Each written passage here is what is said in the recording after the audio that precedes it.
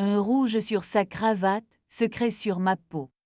Je m'appelle Lila, et j'ai compris un soir que le rouge à lèvres n'est pas seulement une couleur, c'est un avertissement.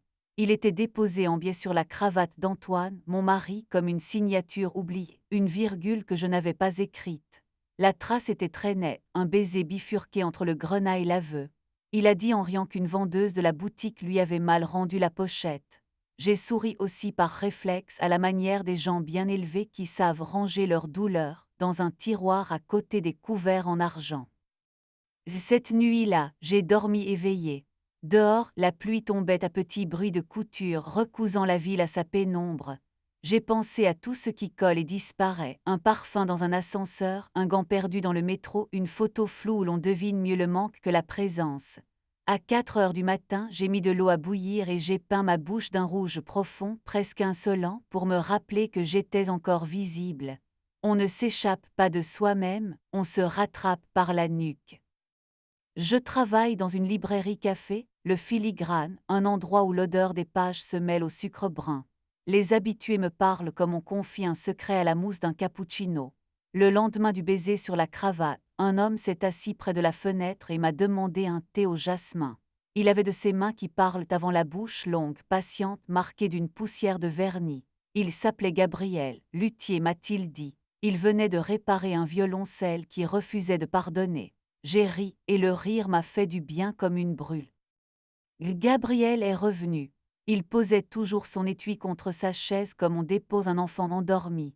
Il me demandait sans insister ce que je lisais, d'où venait mon foulard rouge, pourquoi la ville avait l'air de soupirer les mardis.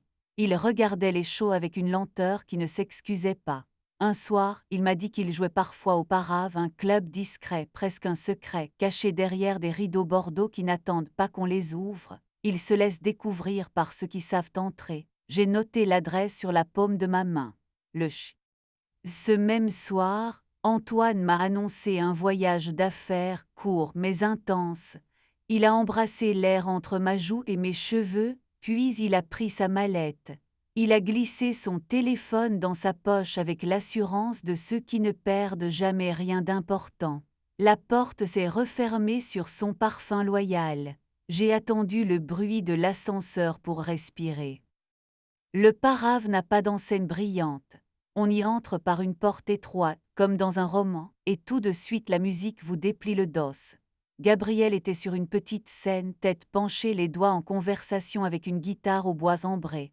La salle sentait le citron et les promesses anciennes. Je me suis assise près du bar. Quand il m'a aperçu, il a légèrement incliné le menton, comme on remercie quelqu'un d'avoir su arriver sans faire de bruit. Après son set, il m'a rejoint. Sa chemise était ouverte de 2 boutons et j'ai merci d'être venu, Lila, a-t-il dit. On joue mieux quand quelque chose ou quelqu'un tient la salle par la main. J'ai aimé cette valse à contre-jour, ai-je répondu. Elle ondulait comme un rideau qu'on hésite à tirer. Il a souri. Il a cette façon d'écouter les silences et d'y appuyer la paume comme sur un piano fermé. Nous avons parlé jusqu'à ce que les vers prennent la buée de ceux qui n'ont pas été finis. Dehors, la pluie avait cessé, dans la flaque devant l'entrée, l'enseigne rouge se reflétait comme une bouche tremblée. Il a tiré doucement mon foulard pour le recentrer. Il glisse, a-t-il murmuré. Laisse-le, ai-je dit, moitié provocatrice, moitié fatiguée. J'ai besoin que quelque chose m'échappe sans me quitter. Il n'a pas insisté. Son pouce a effleuré l'os de ma clavicule, simple repère, rien de plus. C'était déjà beaucoup. Mon ventre a compris avant ma tête que mon histoire n'était pas finie de se dire. Le lendemain, un message anonyme m'attendait sur mon téléphone. Chambre 17, hôtel Muguet, rideau crème, tu ne veux pas être dupe. Le numéro était masqué. J'ai senti mon cœur faire la même faute de frappe que mes doigts, une secousse de trop. J'ai répondu, qui êtes-vous? La réponse est tombée aussitôt, celle qui préfère la vérité à l'élégance. J'ai pensé au rouge à lèvres sur la cravate, à la façon dont Antoine prononçait intense, au rideau crème que je voyais déjà s'épaissir dans ma tête. La jalousie n'est pas qu'un poison. J'aurais pu aller à l'hôtel Muguet. Je sais où il est, un endroit qui a renoncé à la modernité comme on renonce à une mauvaise habitude trop chère. Je n'y suis pas allée. J'ai choisi la librairie, les doses des livres, la chaleur fine de la machine à espresso et mes clients aux histoires givrées sur les verres. La journée a passé avec ses gestes sûrs. Le soir, j'ai remis du rouge. J'ai pris une robe noire qui s'accroche à la taille et tombe droite sur les cuisses comme un rideau tenu par un fil. Au parave, la lumière léchait les murs. Gabriel m'attendait près de la scène. Il m'a offert un gin au romarin. Nous avons dansé entre deux tables, à peine une danse qui suivait la musique sans la connaître. Sa main dans mon dos a demandé la permission avant de la prendre. J'ai senti la chaleur me remonter la colonne, allumée sous chaque vertèbre une petite lampe bienveillante. Je me suis rapprochée pas pour le provoquer, pour m'accorder.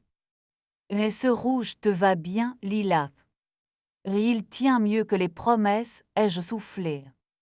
Nous n'avons pas parlé d'Antoine. Les conversations savent parfois choisir où elles ne vont pas. À la fin de la soirée, Gabriel m'a raccompagnée. Sous le porche, nous avons entendu la pluie recommencer, une pluie si douce qu'elle semblait venue pour calmer la ville, pas pour la mouiller. Il m'a regardé longtemps. Nos lèvres se sont approchées comme deux personnes sur un quai. Nous nous sommes arrêtés à un souffle. Sa bouche a effleuré la mienne, plus bas à la commissure, une caresse qui pose une question sans exiger de réponse. Je ne veux pas être un prétexte, Lila. Et moi, je ne veux plus être une façade, ai-je dit. Il a posé son front contre le mien. Nous avons respiré en même temps. La porte s'est ouverte derrière moi sur une obscurité qui avait besoin d'être habitée. J'ai levé la main pour lui toucher la nuque, mes doigts ont frôlé sa peau, je me suis sentie plus vivante que triste. Dans la cage d'escalier, les ampoules jaunes ont fait leur bruit de ruche. J'ai dormi cette fois, comme on accepte un baume.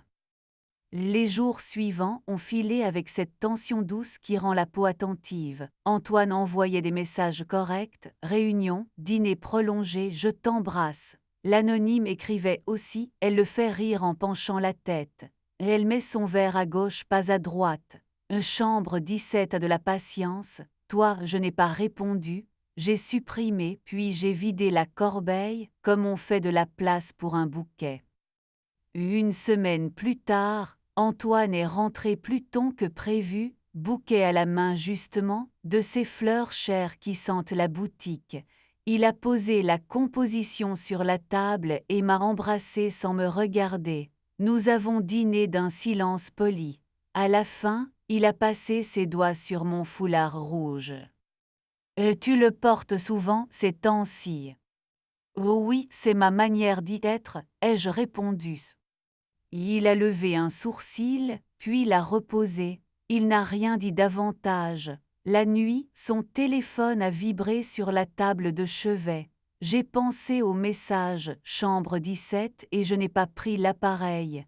Le courage n'est pas d'espionner. Le courage est de tenir son propre regard quand on allume la salle. J'ai décidé d'inviter Antoine au Parave. Un concert, ça nous fera du bien, ai-je proposé. Il a accepté avec cette gentillesse qui ressemble à un mot de passe périmé. Le club était plus rempli que d'habitude. Gabriel, en arrivant sur scène, a fait glisser son regard sur les tables comme on accorde un violon. Quand il s'est posé sur moi, une douceur s'y est assise. J'ai senti Antoine se redresser. Gabriel a joué une mélodie lente, très simple, comme un fil tiré du tissu pour vérifier sa trame. Antoine a bu d'un trait. J'ai posé ma à l'entracte, je suis passée aux toilettes. Une femme s'y remaquillait, une bouche large, un rouge corail, un rire qui avait connu des secrets. Elle m'a regardé dans le miroir. Et jolie couleur, votre foulard. Oh merci, ai-je dit. Et vous ne me connaissez pas, a-t-elle ajouté calmement, moi si. Je ne fréquente pas les oracles, ai-je souri. J'ai pas besoin d'oracle pour savoir quand un homme vous trompe. Parfois, il suffit de compter les mensonges en croisant les jambes. Je n'ai pas eu peur. Elle portait au poignet un bracelet mince qui sonnait contre le lavabo. Elle a jeté un mouchoir à la poubelle lentement comme on signe un pacte en le déchirant. Elle a laissé la porte se refermer sans m'attendre. Quand je suis revenue, Antoine parlait à son téléphone, la tête penchée, l'index qui pince le pont du nez comme on tente de retenir un pont qui s'écroule. Gabriel s'accordait à l'ombre d'une ampoule. Le second set a été plus sauvage. Une valse a viré au tango, puis s'est apaisée en pluie. Je me suis levée un moment, attirée vers le bar par une soif qui n'avait pas de verre. Gabriel a quitté la scène pour quelques minutes. Il est venu jusqu'à moi en coin. Tu vas bien? Je m'apprends, ai-je dit. Il a glissé 2 doigts sur mon poignet, juste assez pour que le sang se souvienne d'avancer.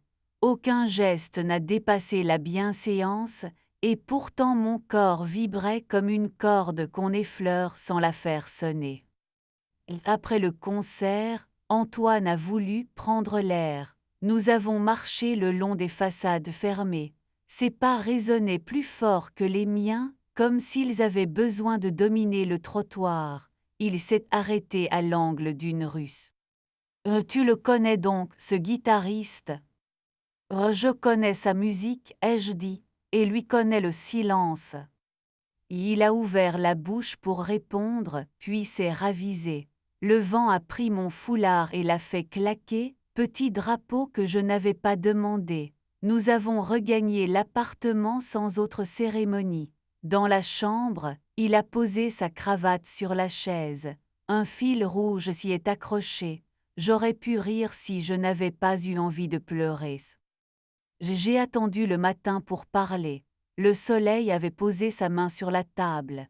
J'ai dit je sais, pas comme une arme, comme une certitude qui ne demande plus d'être validée. Antoine a regardé ses mains. Il a parlé de fatigue, de curiosité, de rien de sérieux.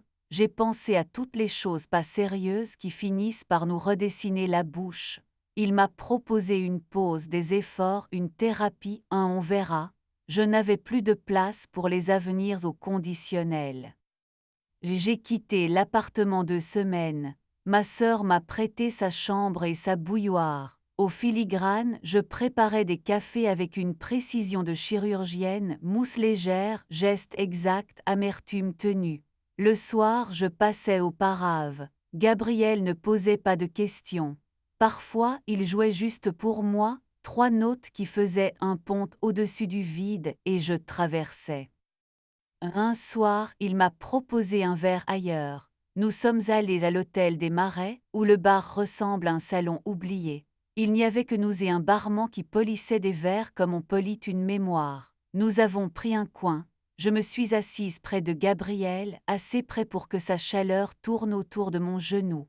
Il m'a demandé si je voulais monter voir le toit-terrasse et les cheminées qui ont des épaules. Je n'ai pas ri, nous sommes montés. La nuit avait posé sur la ville une nappe sombre brodée de fenêtres. Les cheminées se tenaient droit, avec ce sérieux comique des choses qui ne servent plus. Il a posé sa veste sur mes épaules. Le tissu sentait le bois, une colonne que je n'avais jamais sentie sur Antoine. Nous nous sommes approchés du bord, pas pour risquer de tomber, pour voir plus loin. Je me suis tournée vers lui. Il a placé sa main sur mon dos, là où le rouge du foulard s'arrêtait. Sa bouche a trouvé la mienne. Ce baiser n'était pas un vol. C'était une remise en circulation. Je ne te demanderai rien que tu ne puisses donner, a-t-il murmuré. Et moi, je ne donnerai rien qui me rende moins, ai-je répondu. Nous avons ri doucement. Le barman nous a oubliés, ou bien il nous a gardés. Dans l'ascenseur, nos mains se touchaient, paumes ouvertes, comme 2 pages qu'on referme sans bruit. La décision avec Antoine s'est prise sans tragédie. Nous avons partagé les livres, les tasses, les souvenirs en évitant d'arracher ce qui tenait encore droit. Il a gardé la grande plante verte, j'ai pris les 2 petites qui font des fleurs lorsqu'elles se sentent aimées. Nous avons signé chez un notaire à la voix de coton. Je suis sortie du bureau en sentant mes talons plus hauts que de coutume, pourtant c'étaient les mêmes. Je n'ai jamais su à qui appartenaient les messages anonymes. Parfois, j'imagine une femme à la bouche corail qui se remaquille au parave. Parfois, je me figure une amie de l'ombre, lasse d'être témoin. Au fond, cela n'a plus d'importance. La chambre d'Issey existe sans moi, et je n'ai pas besoin de vérifier qu'elle a des rideaux crème. Gabriel et moi avançons comme des voyageurs qui savent plier une carte sans la déchirer. Parfois je dors chez lui, parfois il laisse une chemise dans mon armoire. Nous montons sur des toits qui sentent la lune, nous descendons dans des bars où la musique tient les épaules. La peau a ses façons de se souvenir qui ne passent pas par le calendrier. Nous ne racontons pas notre histoire, nous la respirons. L'érotisme, je l'ai compris, ce n'est pas ce qu'on montre, c'est ce qu'on retient à une seconde de plus, ce tremblement qui sait être filmé même s'il n'y a pas. Antoine m'a écrit pour mon anniversaire, je te souhaite la paix. J'ai répondu, je la pratique. J'ai mis du rouge et une robe claire. Au filigrane de mon miroir, une femme a souri, celle que j'avais laissée trop longtemps à la cuisine, entre le pain et le sel. Elle n'était pas nouvelle, elle était revenue. Si vous passez par le parave, vous me verrez peut-être un soir où le rideau hésite entre Bordeaux et velours. Je serai près de la Seine, un verre d'eau avec une rondelle de citron, un foulard rouge au poignet. La guitare de Gabriel fera des ronds dans l'air, et nos regards prendront la mesure de la pièce. On pourrait croire que je cache quelque chose derrière la couleur de ma bouche. C'est faux, je n'ai plus rien à cacher, j'ai simplement appris à choisir la lumière qui me va. Et si mes lèvres laissent encore une trace un jour sur une cravate, ce sera. Le rouge est une décision. La mienne a cessé d'être une blessure, elle est devenue un chemin. Et sous la peau, là où la main de Gabriel vient parfois se poser, il y a un secret très simple, que YouTube laisserait passer sans cligner. Je suis encore capable de frissonner quand quelqu'un me dit mon nom comme s'il le découvrait. C'est une chose modeste et incendiaire, elle me suffit.